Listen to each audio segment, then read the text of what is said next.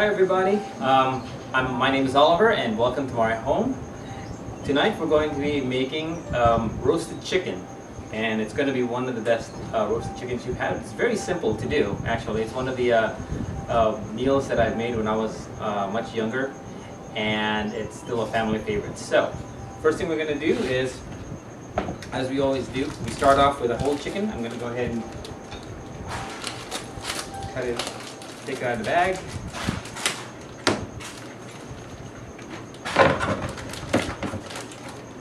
And the first thing we're going to do is remove the giblets. Let me put it over here.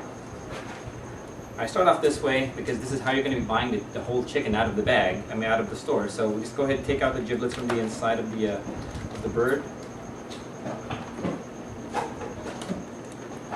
I try to buy birds that are about 5 pounds to about 5.5 pounds, and so if you're going to be buying a bird, the cooking times for this video is going to be about the same as mine. If you're planning on buying a smaller bird, like around 3 to 4 pounds, the cooking time for this will be about an hour.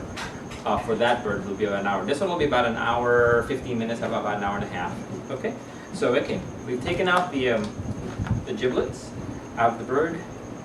Let me go ahead and just give this a quick rinse.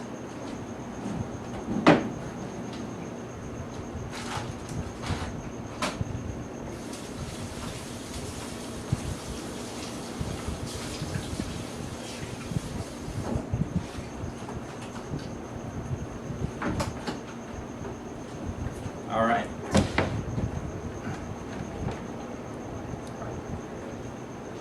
So the first thing we're going to do is remove the wishbone, which is right about here. It's a V-shaped bone, like this. And the reason why we're going to remove it is when we're carving the bird, it's going to get in our way. So it's a very easy thing to do. All we're going to do is look for the wishbone. We're going to use a knife as the bone is a guide for our knife, and we're going to go down, up, and then go to the other side, down, and up. Alright, so let's find that wishbone. Okay, there it is.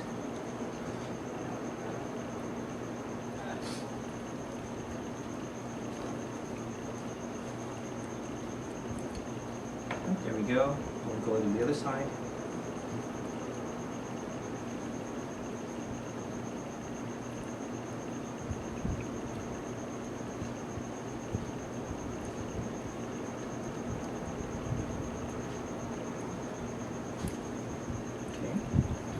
Then towards the top right here, just again, use the bone as a guide for your knife. And once you have it, just take it off. Wiggle it off. There you go. If you ever find that the wishbone is broken when you buy it from the store, be careful because that bone is sharp. So be careful with your fingers. Okay.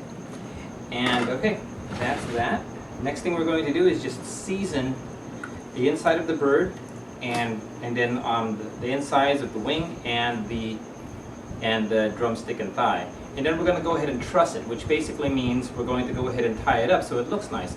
It's going to look like this, right, after it's been trussed, right? If we don't truss it, the bird is going to cook like this, right? And it's going to cook unevenly because these things are going to be exposed to more heat. This is going to be exposed to more heat, so it'll be cooked faster than the rest of the bird. And we don't want that to happen. We'd like it to be cooked all at the same time. But in order to truss it, we're going to need to season the parts that we're going to cover up. So we're going to do that right now.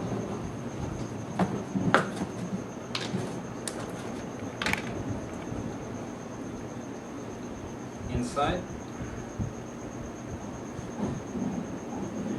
Just basic salt and pepper is what we're going to use. If you want to get a little bit more seasoning in there, different kinds of herbs, feel free to go ahead and do that. Rosemary, thyme, those are nice. We're going to be very simple. The technique doesn't change. We're still going to be doing the same thing. Okay. Inside.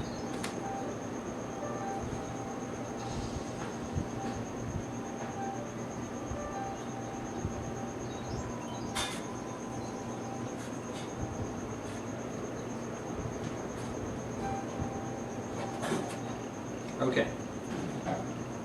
Put those aside for right now. Okay. Next thing we're going to do is get a rope. This is cooking twine. It's just cotton twine you can get at the store. And about, I don't know, maybe about 7 feet long. I just go double the length of my arm. And normally, find the midpoint.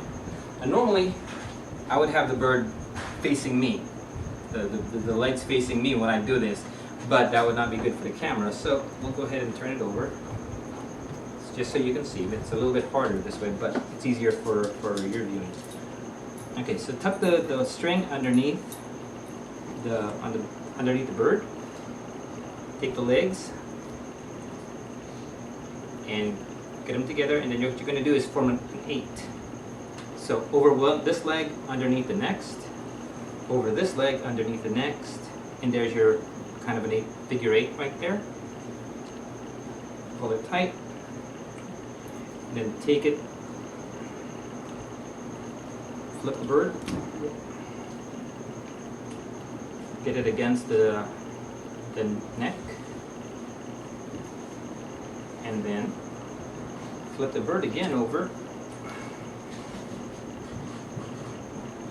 This time, capture the wing on both sides and get the string to go right between the breast and the leg, so that you don't have any kind of marks against the skin, which doesn't make it look good. And then just tie it off.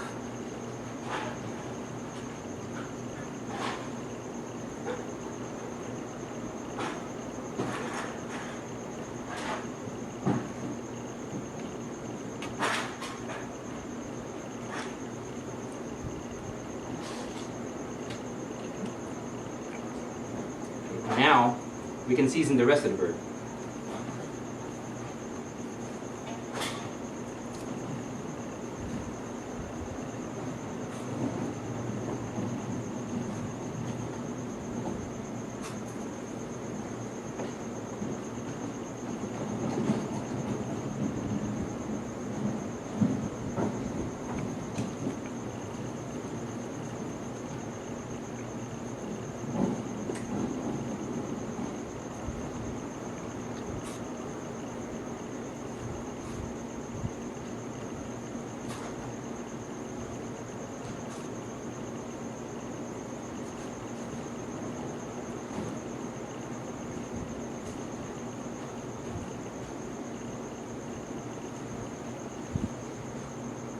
Okay. Next thing we're going to do, the breast has a tendency to overcook a little bit more. So what we're going to do is we're going to protect it. We're going to kind of slow down the cooking process for the breast. So what we're going to do is take some foil, shiny side out to reflect as much heat as possible. And what we're going to do is fold it over to a triangle.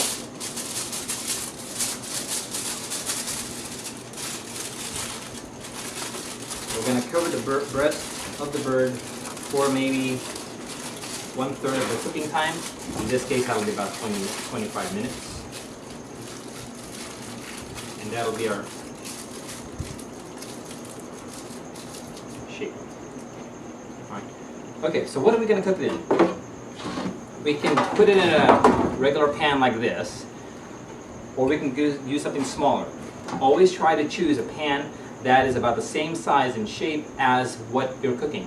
The reason for that is if we put the chicken in this pan, you're going to have all these juices running out of the bird as it's cooking, and where there's no bird, where there's nothing cooking on it, it's going to get really hot and it's going to burn.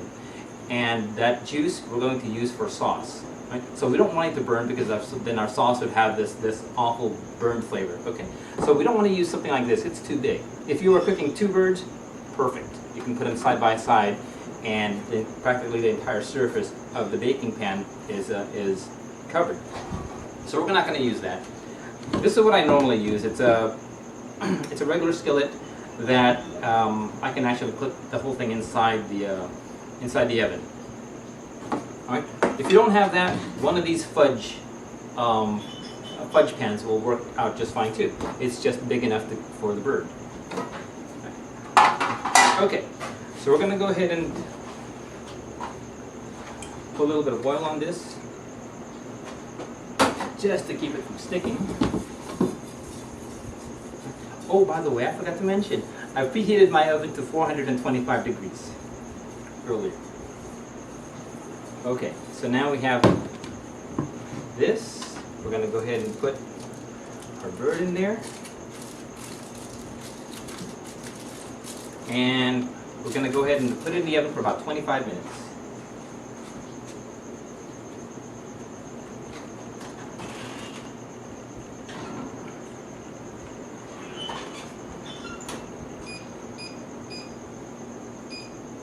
All right, we'll see you back here in about 25 minutes.